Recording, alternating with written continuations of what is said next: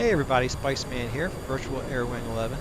Got a lot of feedback online from folks wanting more tips and tricks and techniques on finding and locking and staying locked onto airborne targets.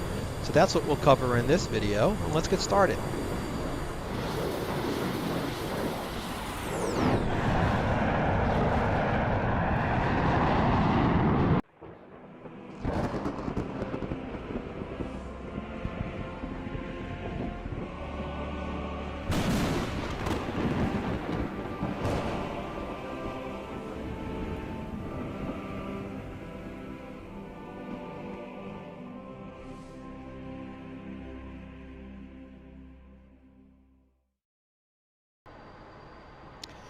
All right, so here we are on the jet. So what I'll do is, this is not going to be one of those, if this happens, do this. If that happens, do that. It'd be nice to have, an algorithm that you follow in every possible circumstance, but that's just not how it works. So what we'll do is just a general discussion on the capabilities and, the advantages and disadvantages of the different radar modes and sort of how to deal with those. We'll talk about Pulse-doppler first. So let me pause the sim and let me pause my headset.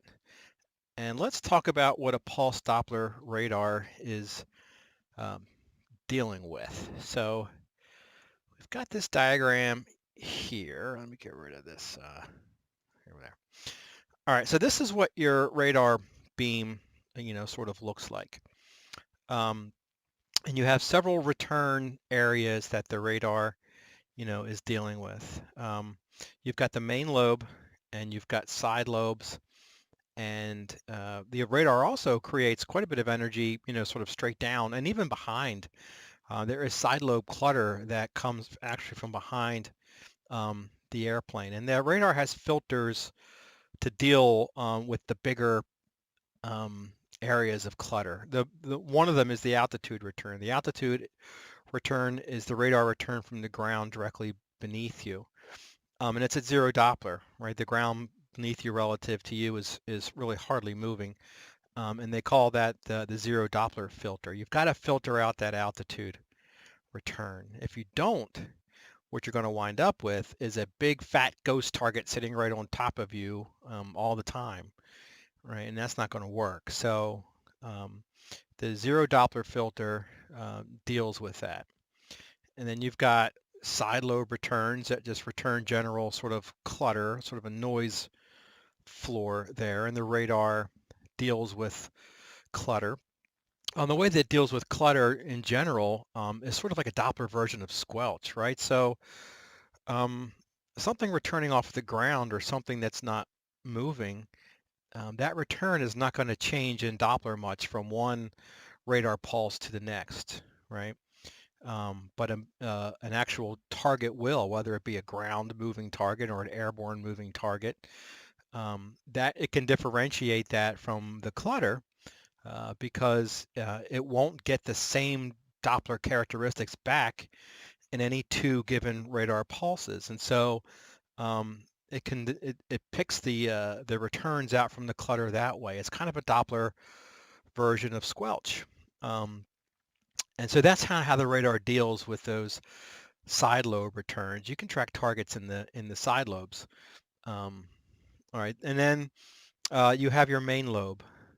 Now your main lobe goes out there and it spreads out. It's kind of like a shotgun blast, right? It spreads out as it goes outward, and it's going to hit the ground at some point. If it's pointing anywhere, from level one down, it's going to eventually hit the ground. It's going to produce a ground return, a big fat ground return. That's going to be roughly equal to the airplane's ground speed, right?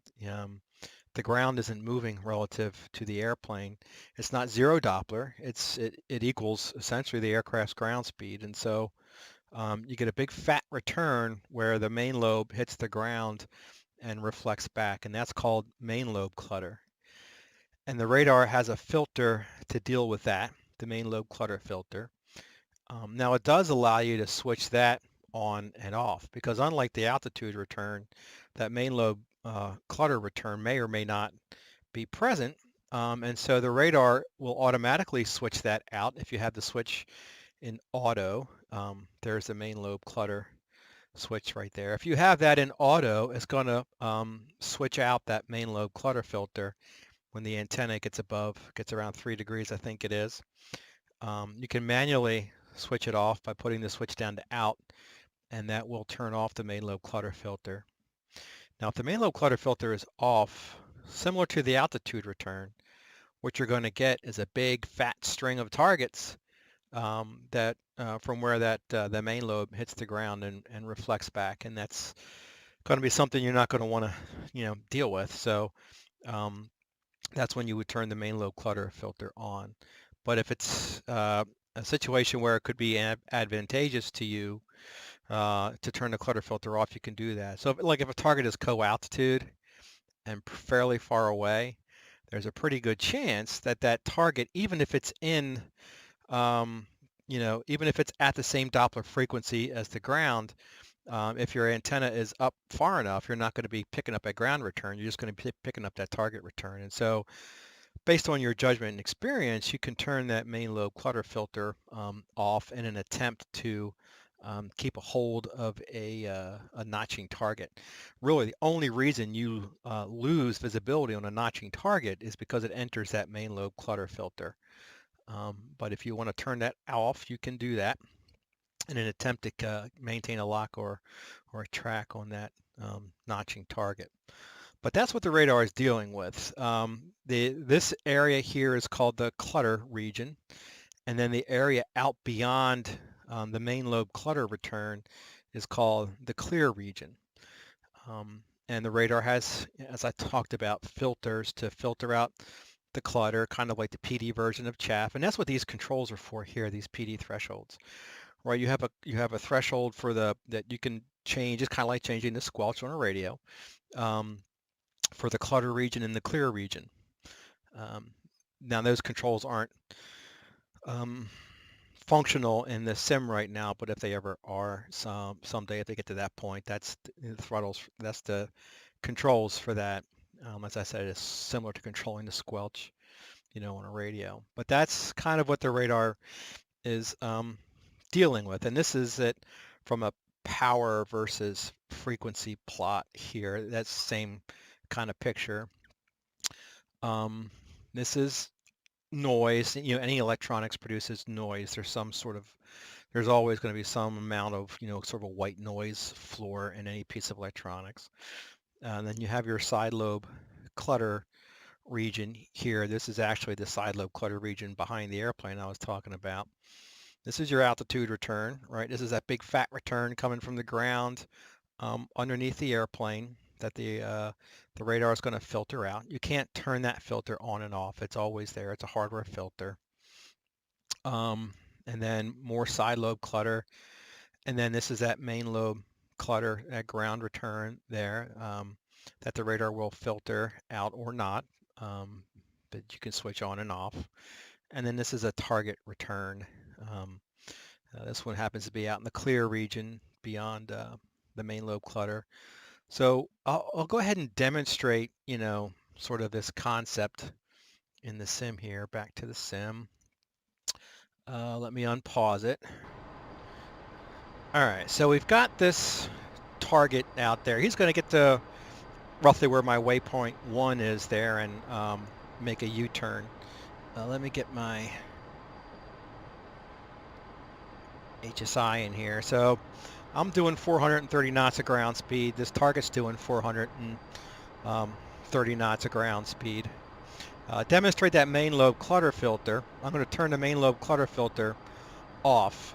And right now, I've got the antenna at 0 elevation. It's in a 20-degree 4-bar.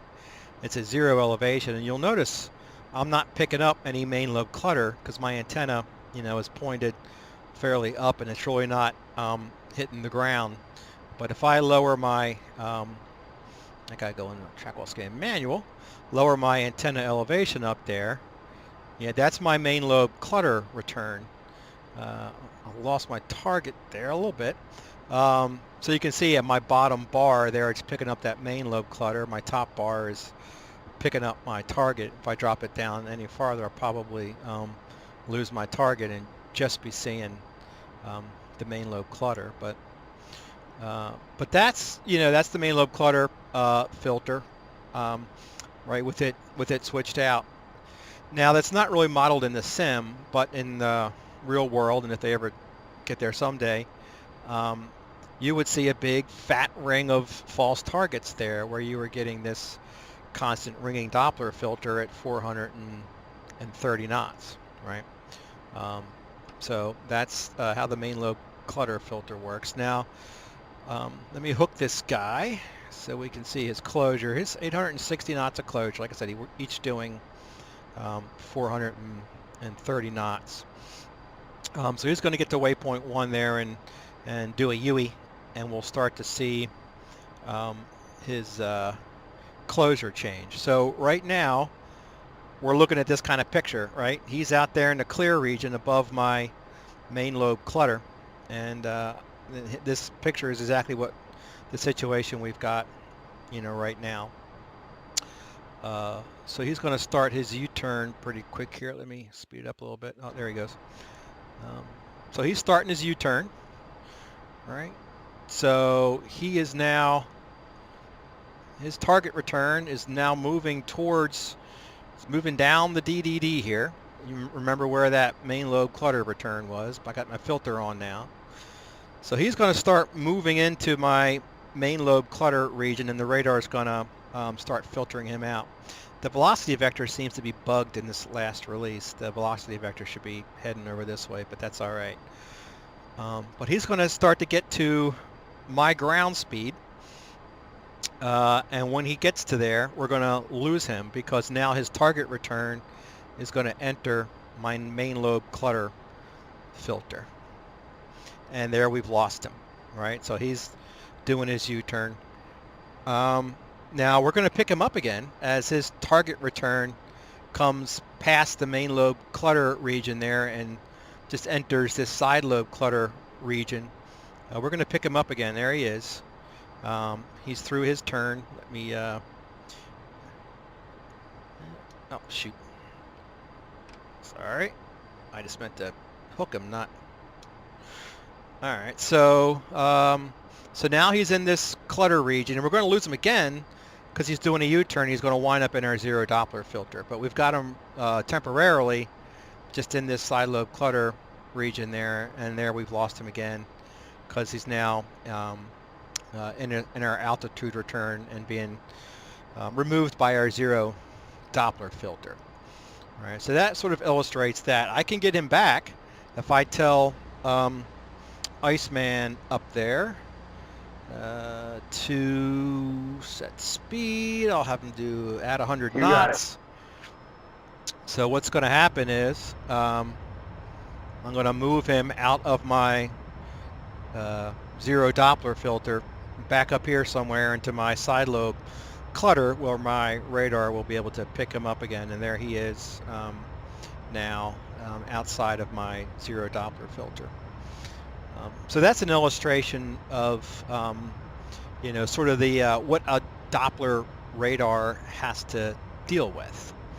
All right, so now let's look at how we might deal with a target in and out of these various filter regions. Okay, so now we're back. Let me get my headset back where I want it.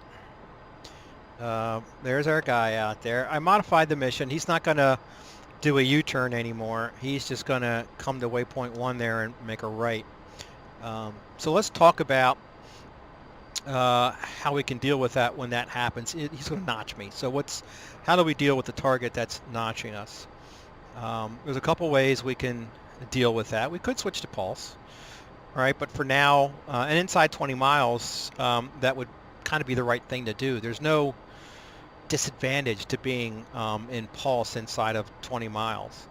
Your Phoenix is going to kind of act like a Sparrow and be in just a sort of a semi-active radar homing, but you know, if you're inside of 20 miles, what are you doing with the Phoenix anyway, right? If you were just out to kill this guy, you know, shame on you for coming into the merge with a 1,000-pound missile still hanging on you.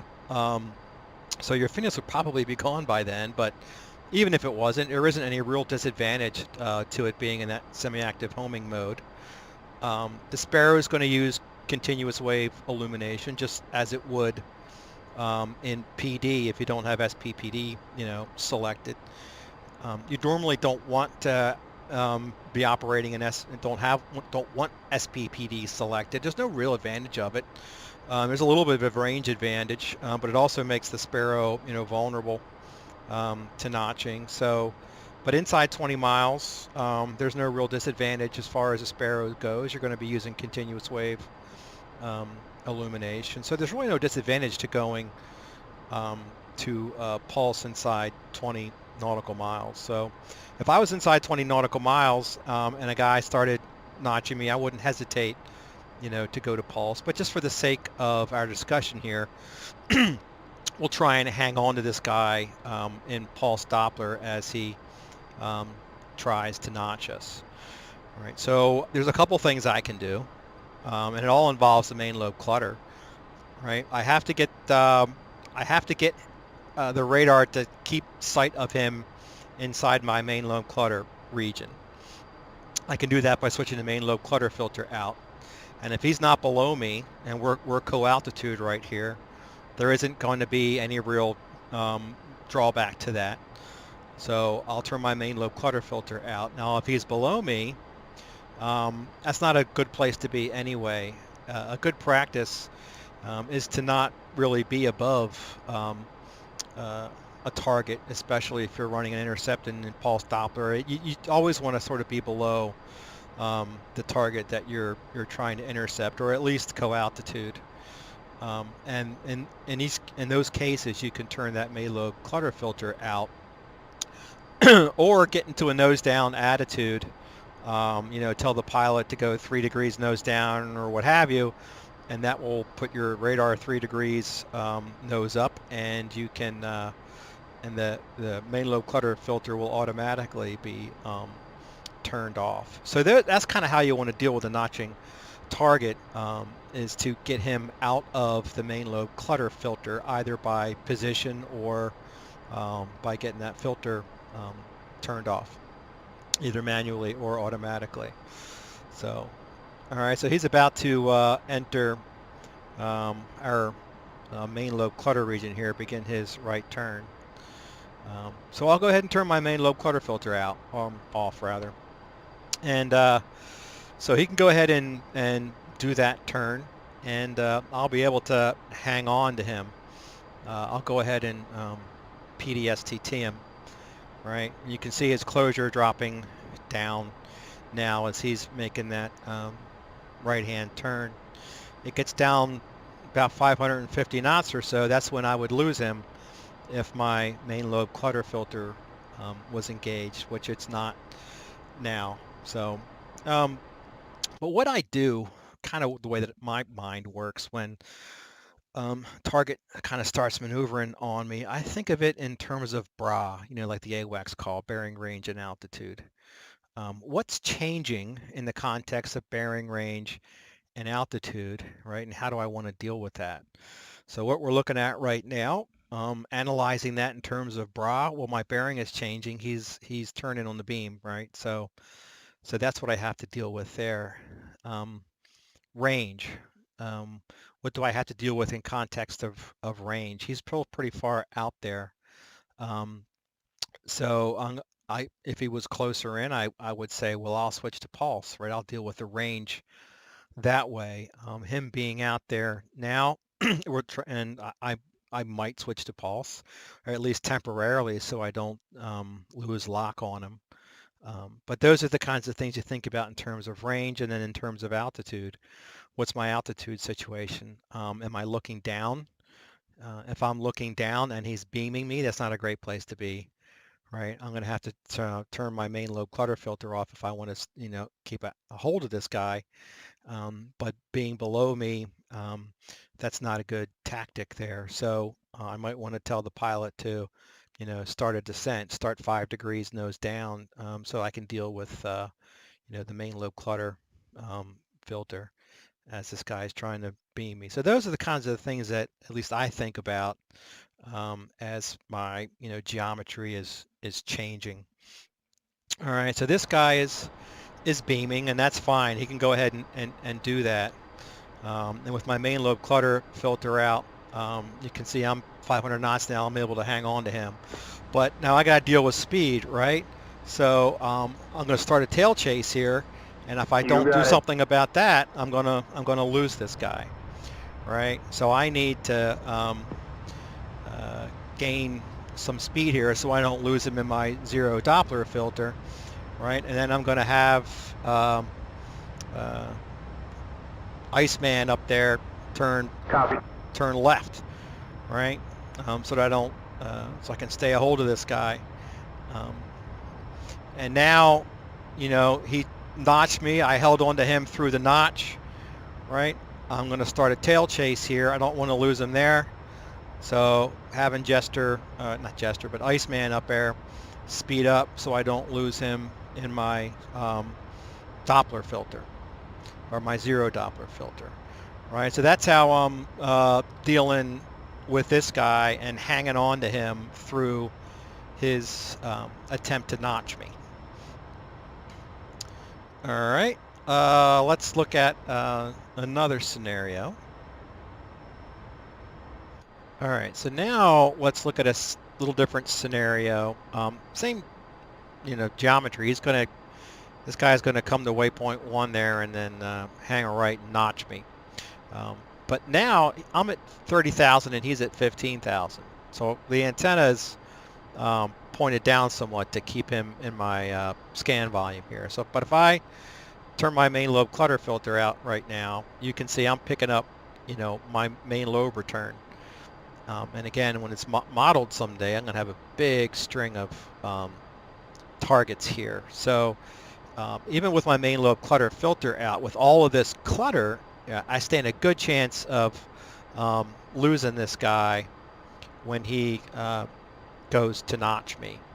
So I got to get to a point where I can have the main lobe clutter filter out or have the AUG9 turn it off automatically without losing this guy. So we got to get down. We got to get down with him. So I'm going to have Iceman up there get down with this guy. Go to Angels 15. Right, so you can see my radar elevation coming up here. All right, it's up above 5 degrees. So the AUG9 now, even if I go to auto, has shut off that main lobe clutter filter, and I should be able to hang on to this guy through a notch, right? And I have. See, we're already down below 500 knots. So we've hung on to him through that notch. Now we're going to wind up in a tail chase as well, so we've got to watch out for that and speed up if we have to. We got to watch that. You got to keep your eye on that closure, and if it starts to get down, you know, below 200 knots or so, you got to do something about it. Get your pilot to speed up and keep him out of that zero Doppler filter. So we're kind of entering getting into a tail chase here with our closure dropping. We're co-out now, so I think we'll be fine as far as, oh, we lost him. Let me get that filter out. See if we can't pick him up out of the clutter. There he is. Let's see if we can't get a hold of him. There he is. So we got a hold of him. But now we're getting into a tail chase here, right? Mr. Pilot, speed up there.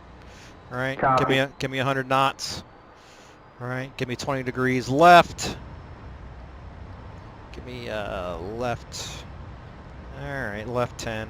Roger that. All right, so now we're in a tail chase, but we're going to pick up our speed here and keep him out of our zero Doppler filter, which is the next thing that's going to kill us, right? So we're pretty healthy now with that. Might be, oh, all right, I want to keep him out of that main lobe clutter. I think I'm probably okay being co-out, but just to be sure, I want to keep that clutter, that closure between 200 and 400 knots there, just to make sure that we can hang on to him and keep him out of our filter regions there. So that's kind of what you want to do when you got a target you're trying to keep a hold of who is below you. Get down, match his altitude, keep an eye on that airspeed, and if it's reducing and he's off angle, right, but we could probably just turn into him again. Copy and that. Get our closure back up, right? But keep a good eye on your closure. You want it between 200 and 400 knots, and that will keep him out of your two filter regions there, your main lobe clutter filter and your zero Doppler filter. All right, so that's a little bit of that. Let's go and look at pulse now. Okay, so now let's look at pulse. We got our guy out there. He's going to do the same thing as last time. He's going to get to waypoint 1 and hang a right turn. We're not going to see him on the TID, right? Not in pulse mode. We're purely working on the DDD here. You can kind of see him out there. Turn my video up a little bit, erase down a little bit. So there's our guy. He's at 85 miles or so. Now we all know the drawbacks to pulse, right? He's down at 15,000 feet. But we're pretty far away, so he's above the horizon, right? But as he gets closer, and our antenna has to, scan down to keep him. Well, you can see what we're going to have to deal with there, right? That's our ground clutter, right? Pulse sees everything, unlike Pulse-doppler that only sees things that are moving. That's where Pulse-doppler got the name there, look down, shoot down. Well, that's not the case with pulse. We're going to have a hard time finding this guy. Once we lock him, we're going to be okay, right? Because pulse is only looking between two little range gates there, right? These range, right? These range gates. That's where the pulse radar is looking, right? To lock a guy or to stay locked on a guy, right? So even if once he's locked, even if he gets down into the clutter here, the radar is going to be able to keep a hold of him because it's not seeing the clutter that's behind him, right? If a radar is locked on you on pulse, your best bet to shake it is to get down in the weeds, and I'm talking really down in the weeds, like 50 feet down in the weeds, right? Because the radar is only looking through a little narrow range looking glass there.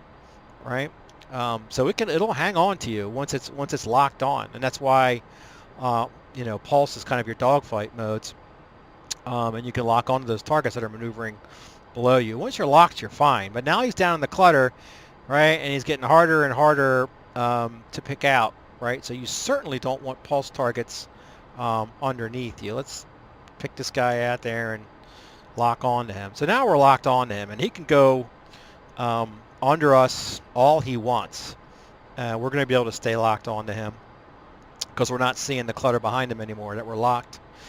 And he can notch us all he wants, right? We don't care about that either. So now we're in pulse, and that's pretty much all I have to cover in pulse.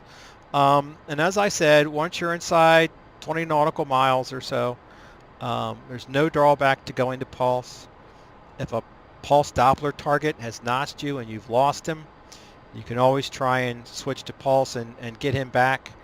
But it's more important than ever, if you're going to operate in pulse, to not have a guy get below you or be below you, because you're going to have a really hard time picking him out from the clutter to try and get him back and lock him. So if you did get in a situation where he beamed you in Pulse-doppler, your clutter is looking crazy here, right, and you can't find him, just get down. Let me get this guy. Let me get Jester. Let me set angels absolute. Let's go to Angels 10. Let's get this. Let's get this guy above us here. I'm going to get my radar up. Try and pick this guy out. I bet that's him there. Yeah, that's him.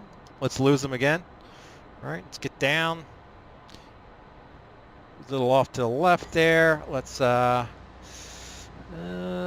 heading relative. Let's go left 10 degrees. All right, he's pretty much among the clutter right now. I think I know what's him and what's not. Yeah.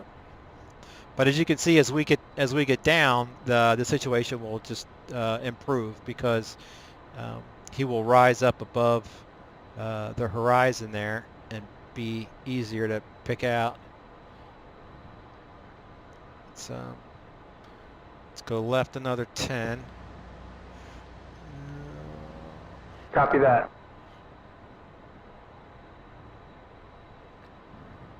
See if we can't pick him up. I think that's him. Oh, that wasn't him.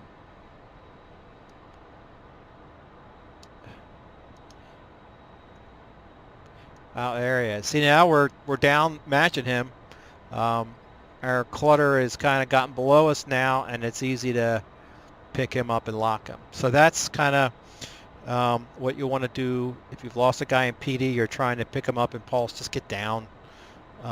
Make sure he is above you or co-altitude at the very least, so that with the radar seeing kind of what you're visually seeing, right? So as long as he is going to be above the horizon line here, you should have a fairly straightforward time picking him up in Pulse. And then if you've got him locked in PD, right, if he's going to start maneuvering on you, you know, switch to Pulse. There's no drawback there. Going to Pulse, even if you had a PD lock, you get inside 20 nautical miles. Switch to Pulse and hang on to him. And then what I do is, if I got a guy locked and we're prosecuting him and we hit 20 nautical miles, I'll switch to Pulse, and I'll tell the pilot, I'll hand off the radar. I'll say the radar is yours, and then it's and I'm out. I'm up and out at that point. I'm visual in the back seat, and I'm going to let the pilot work PAL, you know, at first, and then if we get into a merge, work PLM and VSL. But the radar is going to be his at that point, and I'm up and out as another set of eyes. So we do a radar handoff at about 20 nautical miles. So that's sort of my tips and tricks for working the radar. I hope you enjoyed it. I hope it helps. Give me some feedback, and I'll do some more videos. But that's it for now, and I'll see you later.